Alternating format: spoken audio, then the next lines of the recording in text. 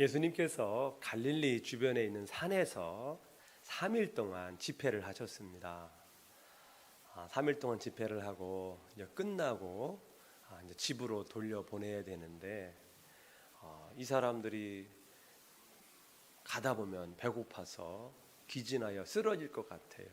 예수님께서 안 되겠다 싶어서 이분들이 오신 사람들을 먹여서 보내려고 합니다.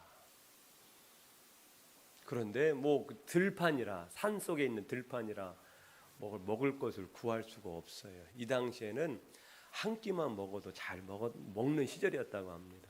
두 끼 먹으면 더 잘 먹는 거고. 그런데 산에서 빈들에서 주변에 상가라든지 빵을 얻을 때가 있으면 좋은데 얻지 못하죠.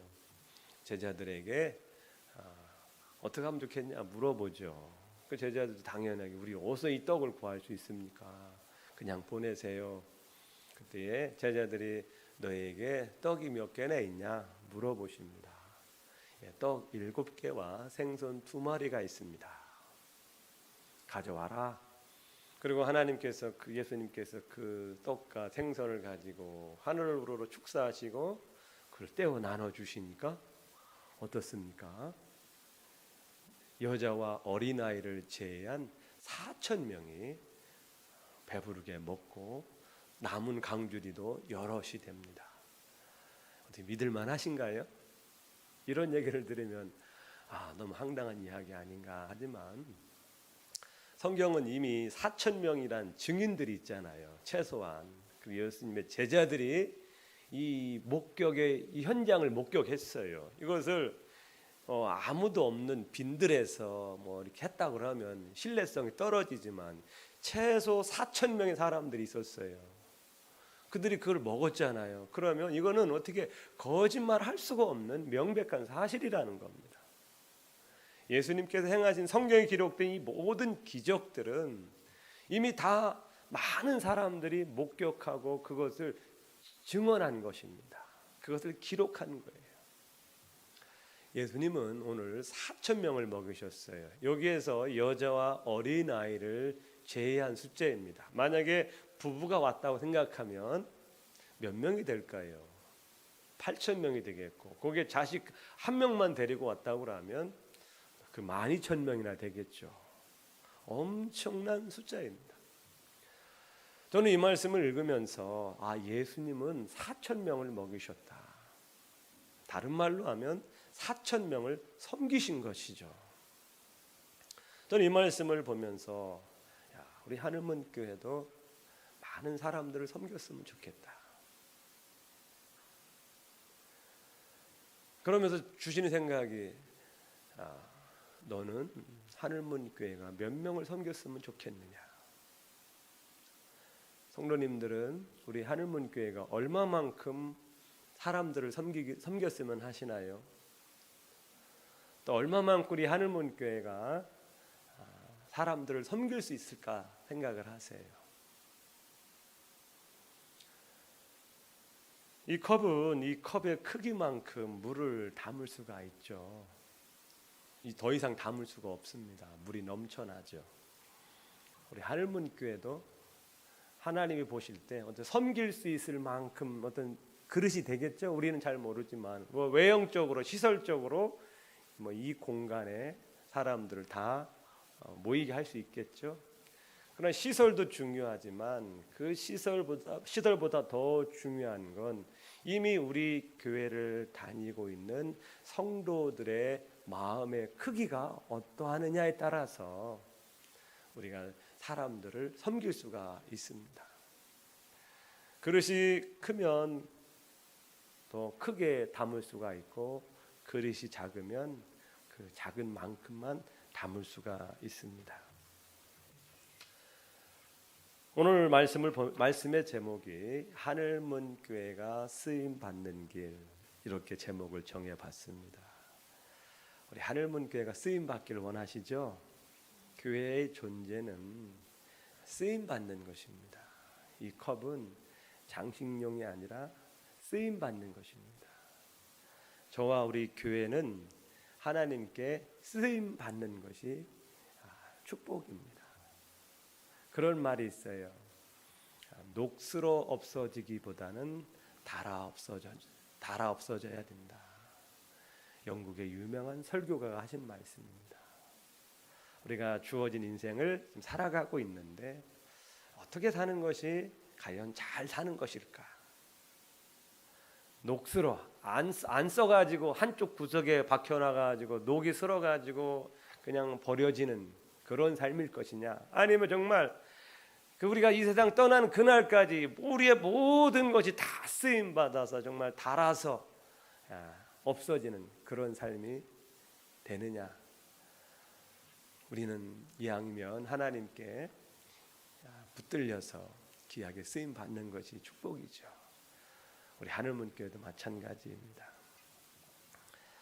우리 하늘문교회를 이 금웅동 땅에 세워주신 이유가 분명히 있을 것입니다. 예수님은 그 산에 모인 4,000명의 사람들을 영적으로 육적으로 먹이신 분입니다. 우리 하늘문교회도 이곳에 있는 사람, 우리 지금 외형적으로는 풍요로운 시대 속에 살고 있죠. 좋은 집, 좋은 차, 이렇게 먹을 게 풍성한 시대에 살고 있지만 또 영적으로는 굉장히 허덕이는 시대 속에 살고 있습니다. 영적인 기근의 시대 속에 살고 있어요. 우리 하늘문교회는 이 교회를 통해서 하늘의 풍성한 양식을 사람들에게 공급해주는 교회가 되어야 합니다. 영적인 굶주림에 있는 사람들을 우리는 잘 먹이는 교회가 되어야 합니다. 하늘문교회가 잘 되고 쓰임받는 길이 있습니다. 그것은 예수님을 따라가는 길입니다. 예수님께서 하셨던 것을 우리가 그대로 본받아서 따라가는 겁니다. 이것을 모방이라고 하죠. 이미 앞서 가신 분을 따라가는 겁니다. 앞서 가시면서 영혼 구원에 크게 성공하셨던 그 방법을 우리도 그대로 받아들이고 따라가면 되는 겁니다. 우리는 예수님이 하셨던 방식을 따라갈 때 우리 하늘문교회가 기회에 쓰임받을 줄 믿습니다.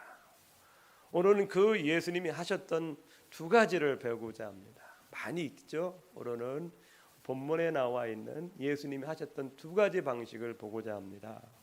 먼저는요, 예수님의 마음을 우리가 받아야 합니다. 예수님의 마음. 예수님이 어떤 마음일까요? 32절 말씀을 봅니다. 32절 함께 읽겠습니다. 예수께서 제자들을 불러 이르시되 내가 무리를 불쌍히 여기노라. 그들이 나와 함께 있은지 이미 사흘임에 먹을 것이 없도다. 길에서 기진할까요? 굶겨 보내지 못하겠노라. 기진하여 굶겨 보내지 못하겠노라. 예를 들어서 한두 사람 좀 내가 수용할 수 있는 사람들이면 괜찮지만요, 굉장히 많은 사람들 아닙니까? 저는 모른 체 할 것 같아요. 그냥 그거 감당할 수 없잖아요. 어떻게 그 사람들을 다 섬깁니까? 그냥 모른 체 하고 그냥 내 갈 길 갈 것 같아요. 근데 예수님은 그렇지 않습니다. 그들이 정말 멀리서 와서 말씀을 듣고 가는데 먹을 게 없어요. 가다가 정말 기진할까, 쓰러질까 걱정하는 거예요. 너무나 그들을 보면서 불쌍한 마음이 든 겁니다. 그래서 어떻게 해서든지 그들을 먹여 보내려고 하는 이 예수님의 마음, 이것은 오늘 불쌍한 마음을 가지신 겁니다. 내가 무리를 불쌍히 여기노라. 오늘 우리가 이 예수님의 마음을 소유했으면 합니다. 불쌍히 여기는 마음.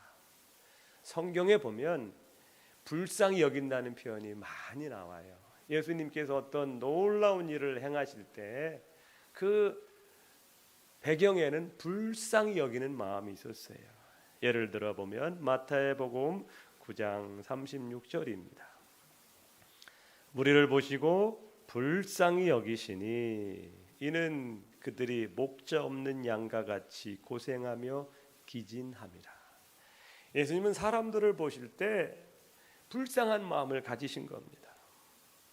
마태복음 14장 14절에도 예수께서 나오사 큰 무리를 보시고 불쌍히 여기사 그 중에 있는 병자를 고쳐 주시니라.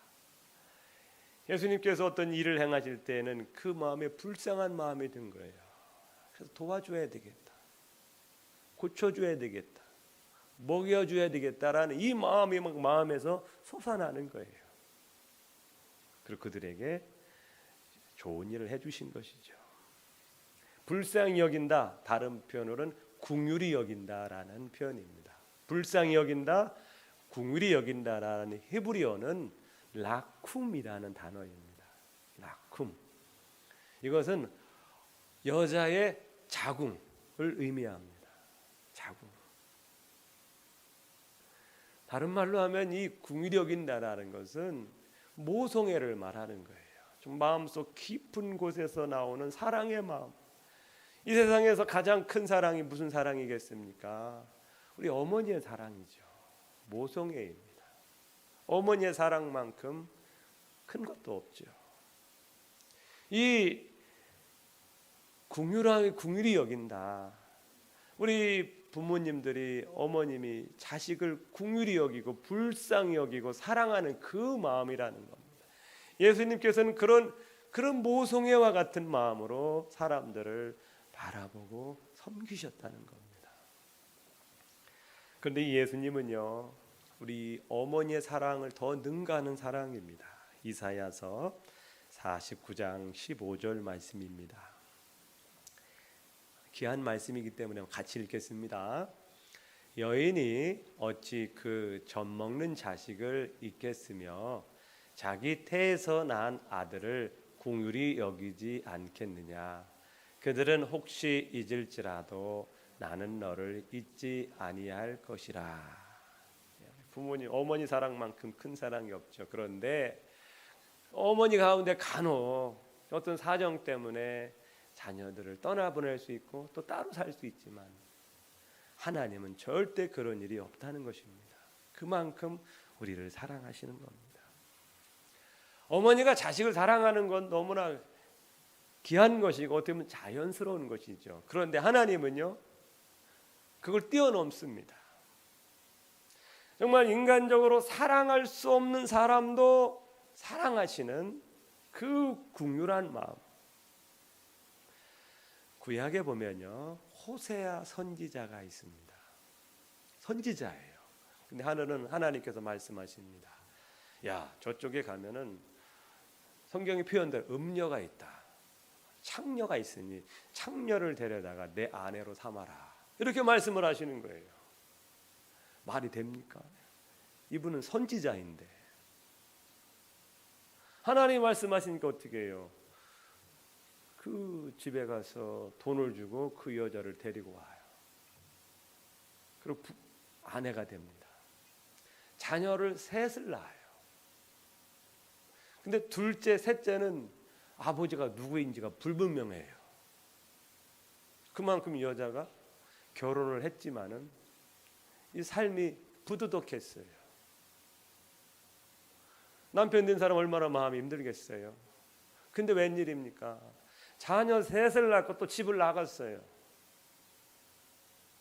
이 남자 저 남자 거치면서 여러 남자를 갖고 또 애를 낳아요. 근데 하나님께서 말씀하시는 겁니다. 그 여자를 또 데리고 와라. 이 말이 돼요. 근데 호세아는 그 말씀에 순종하여 또 돈을 내고 보리를 주면서 여자를 다시 사옵니다. 왜 이렇게 호세아를 통해서 이런 일을 하십니까? 이것이 하늘아버지의 마음이라는 겁니다. 하나님이 그렇게 이스라엘 백성들에게 사랑을 주었지만 그 사랑을 잊어버리고 다른 우상을 섬기고 하나님을 떠난 이스라엘 백성들을 여전히 포기하지 않고 사랑하신다는 그것을 보여주시기 위하여 호세아 선지자를 통해서 그런 일을 하신 겁니다. 호세아서 11장 8절 말씀입니다. 에브라임이여 내가 어찌 너를 놓겠느냐, 이스라엘이여 내가 어찌 너를 버리겠느냐. 내가 어찌 너를 아드마같이 놓겠느냐, 어찌 너를 스보임같이 두겠느냐. 내 마음이 내 속에서 돌이키어 나의 긍휼이 온전히 불붙듯 하도다. 그렇게 하나님이 사랑을 주었건만 그 사랑 배반하고 떠난 그 이스라엘 백성들을 향해서 하나님은 여전히 손을 내밀면서 나의 긍휼이 불붙듯 하도다. 포기하지 않고 끝까지 사랑하고 돌보시는 하나님의 마음이죠. 이것이 긍휼한 마음입니다. 어머니가 자식을 사랑하는 건 얼마나 자연스러운 겁니까?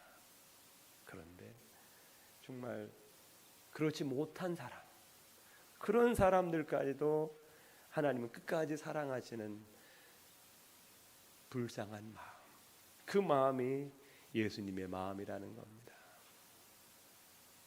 하나님께서는 우리 또한 그러한 마음 갖기를 원하십니다. 우리가 어찌 하나님처럼 사랑할 수 있겠습니까? 하지만 그 예수님의 그 하나님의 긍휼한 마음을 본받아서 그렇게 살아가려고 하는 모습을 우리는 갖기를 원하십니다.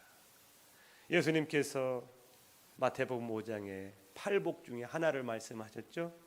팔복 중에 하나가 뭡니까? 마태복음 5장 7절입니다. 긍휼히 여기는 자는 복이 있나니 그들이 긍휼히 여김을 받을 것이요. 팔복이라니 8가지 복인데 긍휼히 여기는 것이 바로 복이라는 겁니다. 다른 사람을 향하여 긍휼히 여기고 불쌍히 여기는 마음, 이것이 하나님이 원하시는 길이고 우리가 복받는 길이라는 겁니다. 예수님은 우리에게 불쌍한 마음을 주셨기에 우리가 지금 이 자리에 있는 겁니다. 참아주시고 인내주시고 기다려주시고, 하나님 보실 때 너무나 죄송스러운 일을 많이 했지만 여전히 우리를 넓은 마음으로 품어주시고 받아주신 것이죠. 우리에게 긍휼한 마음 갖기를 원하십니다. 타인을 향해 긍휼한 마음 갖기를 원하셔요. 다른 사람을 향해 긍휼의 손을 내밀기를 원하십니다. 타인을 향해 우리가 그들을 마음에 품고 기도하기를 원하십니다.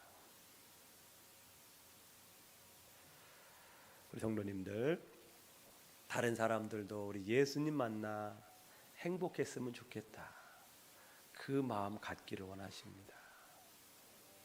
우리 성도님들, 마음속에 누군가를 향해 저 사람이 정말 잘 되면 좋겠다, 꼭 교회를 다니지 않아도 저 사람이 정말 잘 됐으면 좋겠다 하는 그런 사람들이 몇 분이나 계신가요? 이것을 중보기도 한다고 하죠. 우리가 참 나 한 사람 주체하기도, 우리 가정 주체하기도 힘든 시대 속에 살고 있지만 우리가 또 마음을 좀 넓혀서 다른 사람을 좀 생각하고 손을 내밀고 좀 베풀고 나누는 삶 살기를 원하십니다.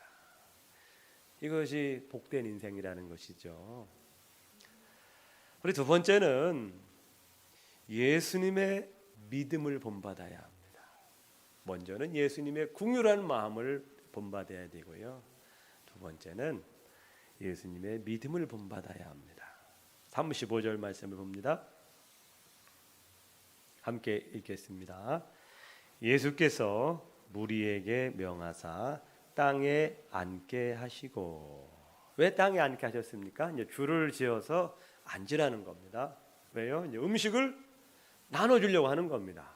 근데 지금 예수님에게 그 많은 음식의 떡과 생선이 있나요? 없어요.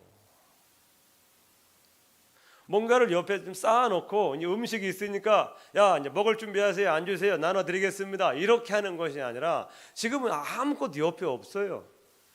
아무것도 없는데 앉으라는 거예요. 줄 테니까.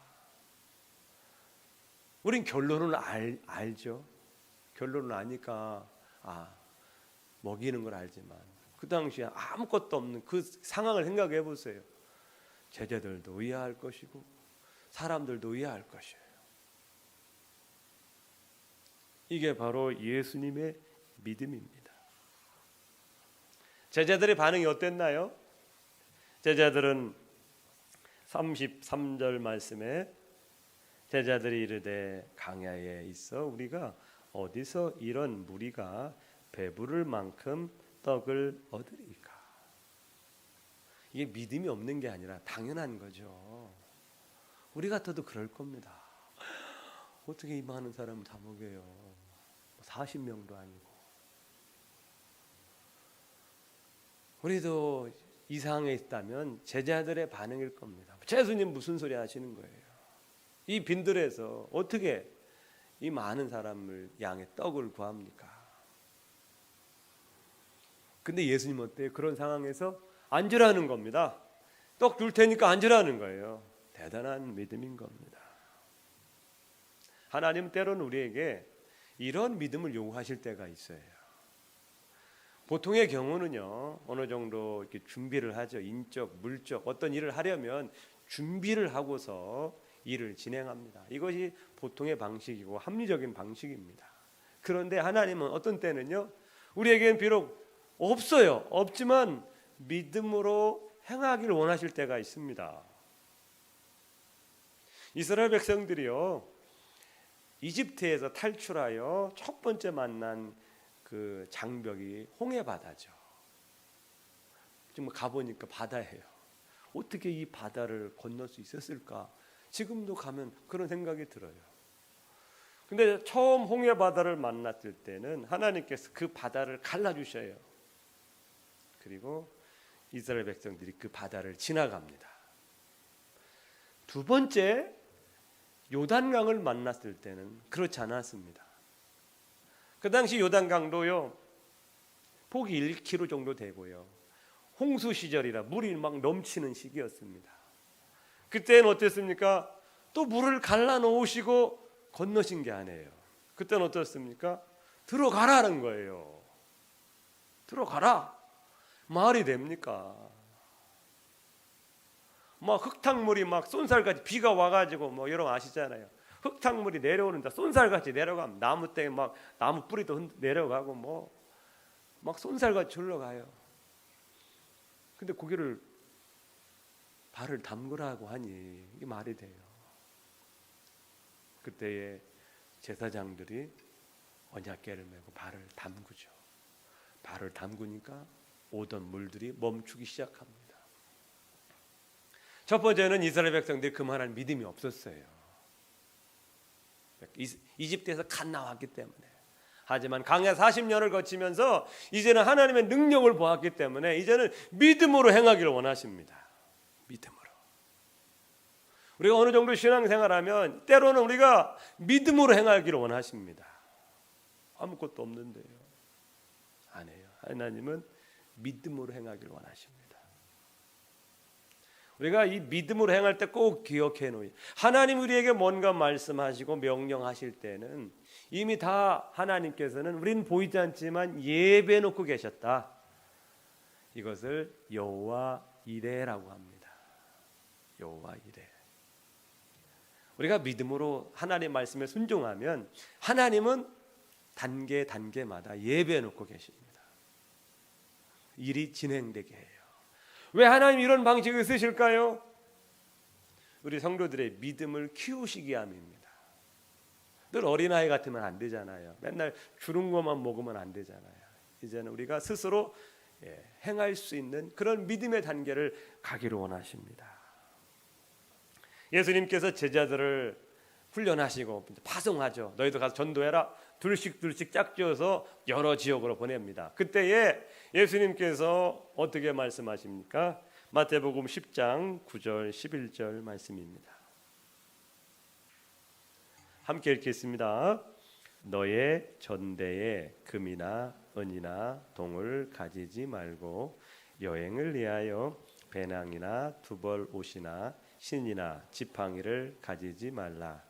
이는 일꾼이 자기의 먹을 것 받는 것이 마땅함이라. 어떤 성이나 마을에 들어가든지 그 중에 합당한 자를 찾아내어 너희가 떠나기까지 거기서 머물라. 전대라는 건 지갑을 말하는 거예요. 너희 지갑에 금이나 은이나 동을 가지지 말라. 그냥 가라는 겁니다. 아니 며칠 몇 박 뭐 일주일도 뭐 한 달도 될 수 있는데 돈을 안 가지고 가면 어떻게 해요? 근데 갖고 가지 말라는 거예요. 두보로또 가져가지 말고 신발도 가져가지 말라는 거예요. 왜냐하면 다 준비되어 있다는 거예요. 이 전도는 하나님의 일이기 때문에 하나님께서 필요한 것을 다 공급해 줄 것이라는 거예요. 어디 머물지도 걱정하지 마라. 거기 가면 너희들이 머물 것까지 다 예배해 놓으셨다. 믿음이 없으면 힘든 일이죠. 하나님이 그렇게 하신다는 겁니다. 예수님은 우리가 믿음으로 살기를 원하실 때 하시는 방법이 있습니다. 예수님은요, 제자들이 가진 것을 사용하셨어요. 너에게 뭐가 있느냐 물어보죠. 떡 7개와 작은 생선 2마리가 있나이다. 그럼 그게 뭘 할 수 있겠어요? 근데 예수님은 그걸 가지고 사용하십니다. 예수님은 우리가 없는 것 막 가져오라기보다는 우리가 가지고 있는 것을 사용하기를 원하셔요. 실병이어라고 하죠. 내가 가지고 있는 것을 믿음으로 드릴 때 하나님은 그걸 가지고 사용하십니다. 하나님은 모세가 너가 가서 이스라엘 백성들을 구원해라 명령을 하죠. 제가 뭐가 있습니까? 군대가 있습니까? 뭐가 있어? 아무것도 없네. 그럼 네가 가지고 있는 게 뭐냐? 지팡이 하나입니다. 그래, 그 지팡이를 가지고 가라 말씀하셔요. 그 지팡이가 뱀이 되기도 하고요, 강물이 피가 되기도 하고, 그 지팡이를 통해서 바다가 갈라지기도 하신다는 겁니다. 지팡이 마른 나무이지만 그것을 하나님께 드리니까 그 지팡이가 어떻게 돼? 놀랍게 쓰임 받지 않습니까? 엘리야가 그 왕의 핍박을 피해서 저 사렙다 지역으로 갔을 때에 한 가부를 만나죠. 가부는 한 끼 식사의 밀가루와 기름밖에 없지만 그것을 드리니까 그것이 가뭄 끝날 때까지 떨어지지 않고 그것을 하나님 축복해 주시죠.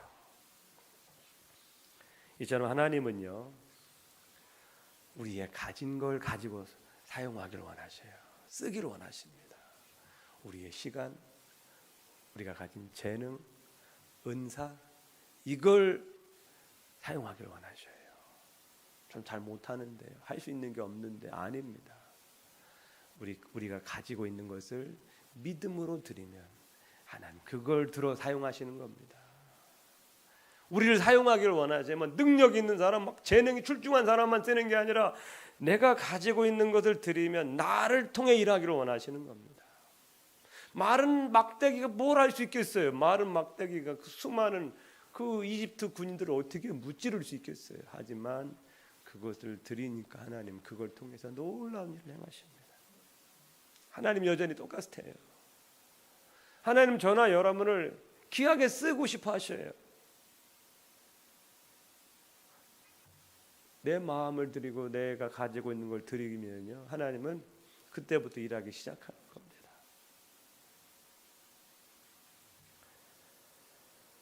복 있는 삶이 무엇입니까? 섬기는 삶입니다. 대접하는 삶이에요. 주는 삶입니다. 주는 자가 받는 자보다 복이 있다. 이것이 복된 인생이라는 거예요. 하늘나라에서는요, 이런 삶이 가치 있는 삶이라는 겁니다. 오늘 우리가 은혜로운 예배를 드릴 수 있는 것은요, 보이지 않는 곳에서 많은 분들이 섬겨주셨기 때문에 그래요. 주부를 접어주고 방송에 이렇게 화면이 나올 수 있도록 자기 시간을 들여서 섬겨주시는 분들, 음악으로 악기로 섬겨주시는 분들 계시기에 우리가 은혜로운 예배를 드리는 겁니다. 오늘은 점심 식사를 하지 않지만 우리가 주일마다 점심 식사를 하는 것은 몇 분이 한 주에 이렇게 섬겨주시기 때문에 또 수십 명의 사람들이 맛있는 또 점심을 먹는 거죠. 세상은 섬기기 때문에 돌아가는 겁니다. 누군가가 섬겨주기 때문에 세상은 돌아가는 거예요. 이게 세상의 원리입니다. 예수님 섬기는 자가 큰 자다라고 말씀하시는 겁니다. 우리가 행복나눔 축제를 하고 있습니다.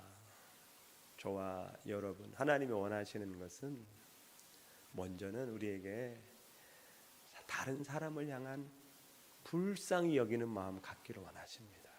우리가 그렇게 불쌍히 여기는 마음을 받았기 때문에 우리 또한 다른 사람을 향해서 불쌍히 여기는 마음 갖기를 원하십니다. 불쌍한 사람들 많이 있어요. 어려운 사람들 많습니다. 겉보기에는 괜찮아 보이지만 아픔과 상처가 많은 사람들, 가정이 혼란스러운 사람들, 절망 가운데 있는 사람들 많습니다. 그런 사람들 향한 불쌍한 마음 갖기를 원하셔요. 그리고 야, 이게 전도가 될까? 우리 교회가 뭔가 할 수 있을까? 아닙니다. 믿음으로 나가시면 됩니다. 하나님이 걸음걸음마다 다 예배해 놓으셨어요. 그리고 하나님은 우리의 것을 사용하기를 원하셔요. 여러분 주부에 보면 하얀 봉투가 있죠. 우리 행복나눔 축제 특별 헌금이라는 제목이 달려 있습니다. 저는 여기에 여러분이 정말 믿음으로 기도하시면서 대상자들도 쓰시고요. 또 이 내가 드리는 이 물질이 하나님 영혼 구원에 귀하게 쓰임 받기를 원하십니다. 그런 마음이 있으신 분들은 또 물질로 함께 동참하시면 됩니다. 예수님께서 섬겨 주셨기에 제자들이 드린 그 칠병이어를 귀하게 사용하신 것처럼 하나님께서는 우리가 드리는 이 소중한 물질을 축복해 주셔서 영혼 구원 사역에 귀하게 사용해 주실 거라 믿습니다. 전도지, 전도용품, 또 두 번에 걸친 섬김의 시간이 있습니다. 이런 섬김을 통해 사람들의 마음이 열리고 그들이 주님을 만나는, 우리가 이런 섬김을 통해서 한 명, 두 명이라도 예수님께로 돌아온다면 얼마나 귀한 것입니까? 하나님 우리를 섬겨주시기 위해서 자기 아들을 내어놓으시지 않았습니까? 우리가 그거에 비하면 우리는 아무것도 아니죠. 우리가 섬기는 건 세 발의 피도 안 되죠. 하지만 마음이 있는 곳에, 물질이 있는 곳에 우리 마음을 갑니다. 하나님, 내가 비록 적극적으로 이 일을 동참하지 못할지라도 내가 물질이라도 드려서 동참하겠습니다. 이 마음인 것입니다. 우리가 믿음으로 행하고 순종할 때 하나님은 기적을 베푸십니다. 우리의 것을 들어 사용하기를 원하십니다. 물질뿐만 아니라 시간, 재능, 내가 할 수 있는 것 드리면 하나님은 귀하게 사용하십니다. 그렇게 되길 축복합니다.